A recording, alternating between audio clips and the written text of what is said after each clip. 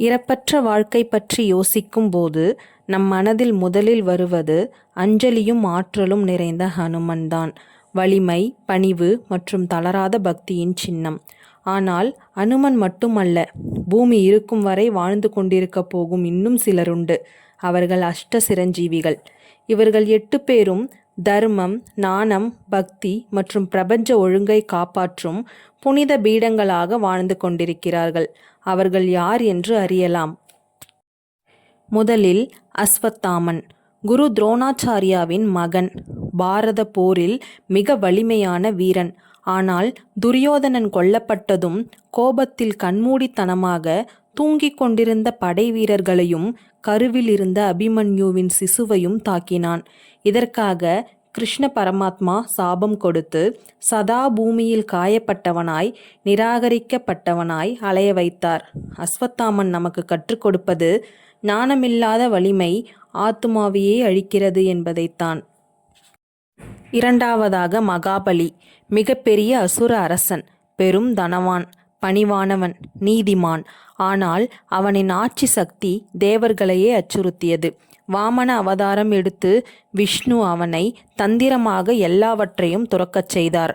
ஆனால் அவனுடைய பணிவால் பிரமித்த விஷ்ணு அவனுக்கு சிரஞ்சீவித்துவம் அளித்தார். மகாபலி நமக்கு கற்றுக் கொடுப்பது பெருமிதம் தண்டனையால் அல்ல, பணிவால் வெல்லப்படும். மூன்றாவதாக வேதவியாசர். வேதங்களை தொகுத்தவர், மகாபாரதத்தை எழுதியவர், புராணங்களை பரப்பியவர். இன்றும் ஹிமாலயத்தில் துறவிகளுக்கு பின்திரையில் இருந்து உதவி செய்து வருகிறார் என நம்பப்படுகிறது. அவர் நமக்கு கற்றுக் கொடுப்பது நாணம் அழியாது, உண்மையை பாதுகாப்பதே நித்திய கடமை.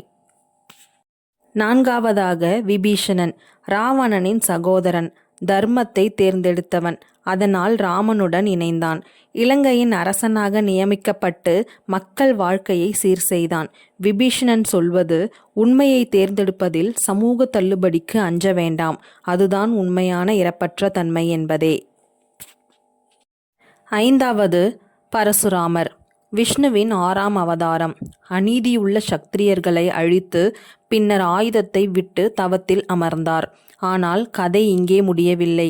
கல்கி அவதாரத்திற்கு அவர் குருவாக வந்து பயிற்சி அளிப்பார் என புராணங்கள் நம்புகின்றன.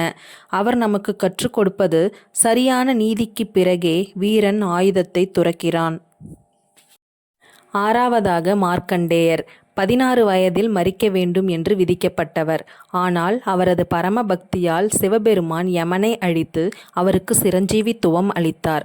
மார்க்கண்டேயர் சொல்லுவது பக்தி தூய்மையானால் விதியையும் வெல்ல முடியும். ஏழாவதாக கிருபாச்சாரியார். கௌரவர்கள் மற்றும் பாண்டவர்கள் இருவருக்கும் குருவாக இருந்தவர். மகாபாரத போருக்கு பிறகும் கலியுகம் வரை உயிரோடு இருந்து அடுத்த யுகத்தில் சப்த ரிஷிகளில் ஒருவர் ஆவார்.